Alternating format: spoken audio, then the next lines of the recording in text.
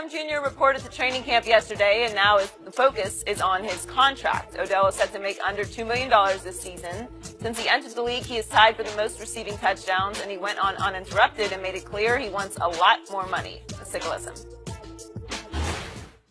Those are some tough lines to walk. It's like the elephant in the room, and you don't want to talk about it. And I've gotten to the point in my life where there's no need to not talk about it. I believe that I will be, hopefully not the highest paid receiver in the league, but the highest paid, period. We're joined by Rob Parker. Good morning. Good and morning. Before we get started, I have a little something I want to share with you guys. Okay. All right. Skip, you in on this? He don't know. No, he doesn't. He's in the You know what? I think I might just exit. No. But my nephew, Alvin, has a barbershop in New York called the Fade Game. And I want you to see the picture that they put up in the shop. Take a look at it. Aww. They did it on canvas. There's Alvin on the left. He's even wearing a Undisputed hat. Beautiful. And Jason, the barber, Jason Epps on the right. Isn't that nice? It's in canvas. nice. It's hanging up. Beautiful. Right there on Linden Boulevard and Guy R. Brewer Boulevard in Jamaica, Hold on. Queens. I'm trying to figure that guy in between Skip and Joy. Why is that guy in In there, I between? know. And let me tell you, I know Skip and Shannon, you think it's about you. They're the biggest Joy Taylor fans. Thank you, They guys. are? Yeah. I get that. Yeah, you are like, I'm surprised. You're not surprised, are you? At a barbershop, nothing more popular. Hello. All right. So wanna I'm see sure they'll how have to some go. opinions about Odell, too. But what do you think? Are you with Odell saying this? I'm with Odell. I'm all the way in. He could ask for the moon. I still remember that Sunday night game where he makes that catch, and Chris Collinsworth and I, at the very same time, say, that's the greatest catch I ever saw. I mean, it was just that overwhelming. Great minds were. Yeah, me and Chris, we go back to Cincinnati days. But no, I'm just saying, and then for that, the guy to follow it up and be a force that he is worth the price of admission. I mean, you talk about watching somebody and wanting to go see somebody play, he's that guy. All the other stuff, I get it, but I'm going to overlook it. I'm going to watch this guy. I'm going to give him every opportunity to be the greatest receiver that ever played. Now, he might not get there, Right. but I'm all in, and I'll deal with all the other maybe diva kind of stuff that comes with him. And the notion that he wants to be the highest paid player is cool with me. Not going to happen. It's always going to be a quarterback. Yes. But to aspire to that and aspire to be the best player and the guy that the league focuses on, right. I have no issues with him. Skip, you know the movie Rounders, John Malkovich, Teddy KGB. Loved it. When Matt Damon character beats him at the end, and Grandma says, Teddy, you want me to No, pay the man. Pay him his money. Mm-hmm.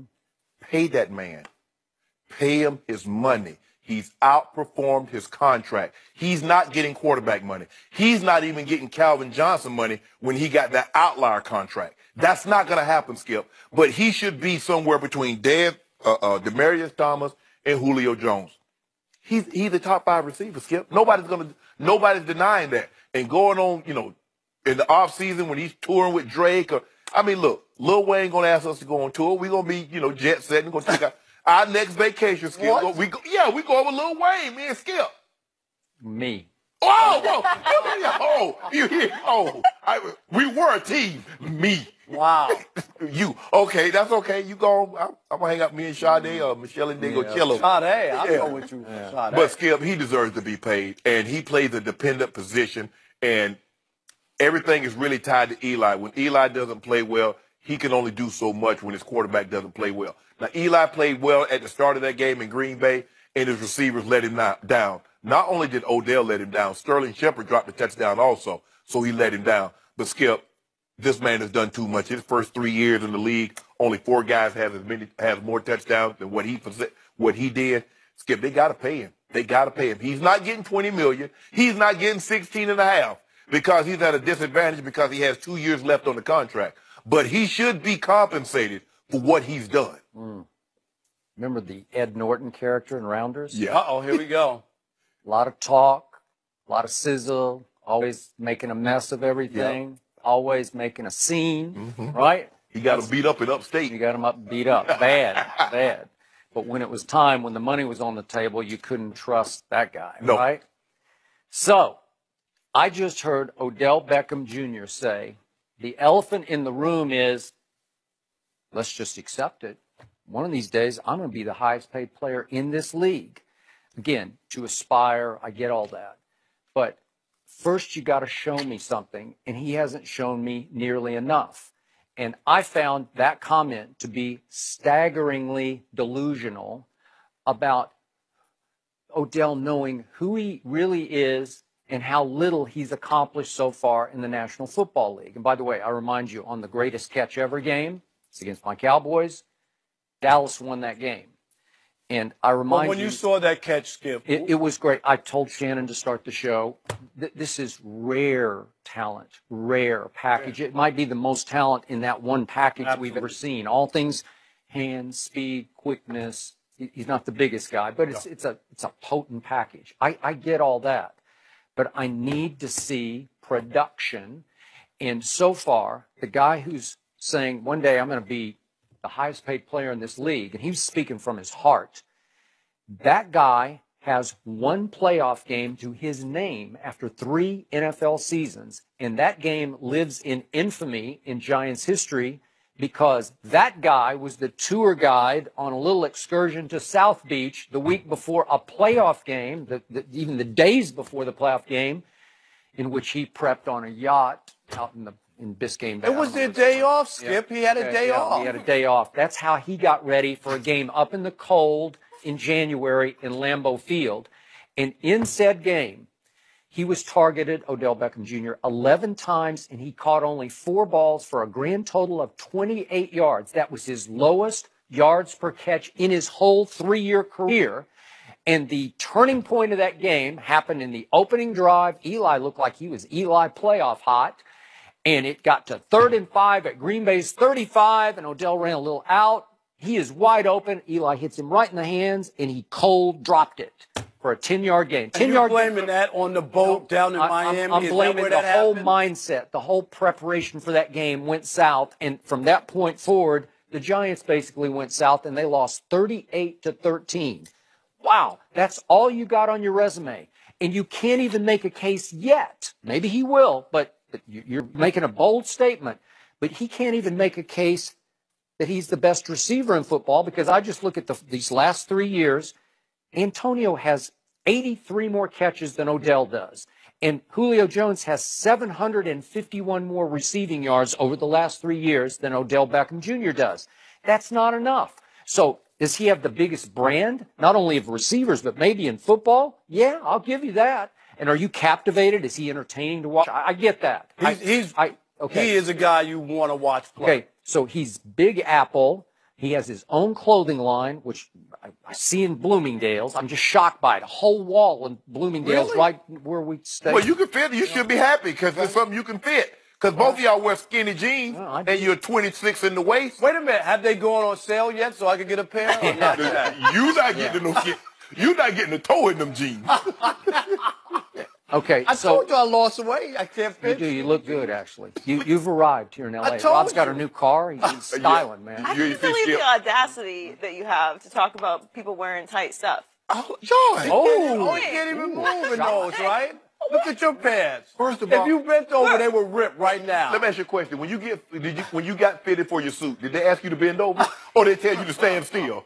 Okay, thank you. Skip, you keep saying the elephant in the room is he wants to be the highest paid. The elephant in the room is the contract. He says, I'm due $1.8 million. Okay, I got you. Tavon Austin is making more. Skip, I get all that, but let me finish. Go ahead.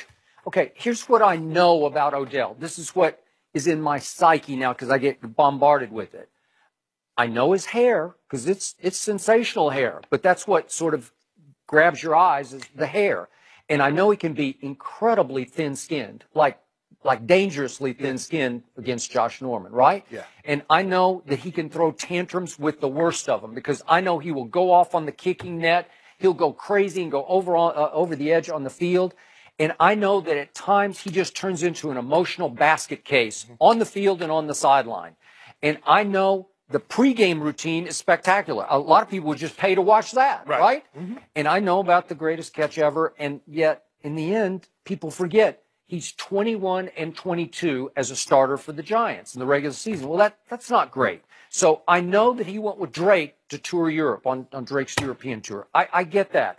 I also saw Odell front and center at the NCAA basketball championship game while Eli was having a passing camp at the same time, and Odell's too good for that. And then I also know that, because I saw it on Instagram, that Odell was working out with Johnny Manziel and skipping OTAs. Not the end of the world, but it's just another little reason why Odell doesn't get it. He's lost all perspective on what it takes to be great. And I brought this up before, and I'm going to say it again. That man sitting across from me played in 18 playoff games and won 3 rings because in the offseason he trained. That was a big deal. He paid the price to win the rings. And he lifted teams up because everybody sort of followed his lead. Skip, Odell is training because I follow him on Instagram. I follow Odell on Instagram. I follow a lot of people on Instagram. But let me ask you this question. You said Michael Irvin was the greatest receiver to ever play. I did. Can you tell the people at home what did Michael Irvin do in his first 3 years in the playoffs? In the playoffs? Yeah. Well, they were great. Did he go? They were great right away. He was the leader of those teams. He was the rocket fuel. His first 3 years at 80, he came in the year with my brother. They didn't make the playoffs. No, they didn't. His second year, tell him what the record was, Skip. Hey, well, they were. He got drafted at 3-13. They were the worst team in football. So how do you think the Giants got able to draft Odell Beckham? His first full year, they were like an expansion team. The Giants were an expansion team. They had Eli Manning. They had Troy Aikman. They didn't yet. I mean, it took another year after Michael. Yeah. And so 89. Hey, Troy couldn't even win the job his first year from Steve Walsh. 90. Really? They were bad, Skip. But when they started going to the playoffs, he went to a whole bunch of playoffs. So Odell started he made a whole bunch of big catches. So we got to keep it in perspective then, because some of the great. Look at the last 3 receivers that's gone into the Hall of Fame: Andre Reed, Tim Brown, Michael Irvin. Let's look at their first 3 years in the league. Let's see what they did in the regular season, and let's see what they did in the playoffs. Nobody's saying Odell isn't great or that he doesn't have the potential to be greater. He's just saying that there's a lot of distractions and stuff that come with Odell. When you're demanding to be the highest paid player in the NFL, you should have a little more on your resume. Well, I want production. You want a guy, a model citizen that's not producing. I'm not putting together a boys choir. I'm putting together a football team. What production? Sound like Jerry Jones right now. Huh? What We gotta leave it there. Should Cam Newton change his playing style? We'll debate that next.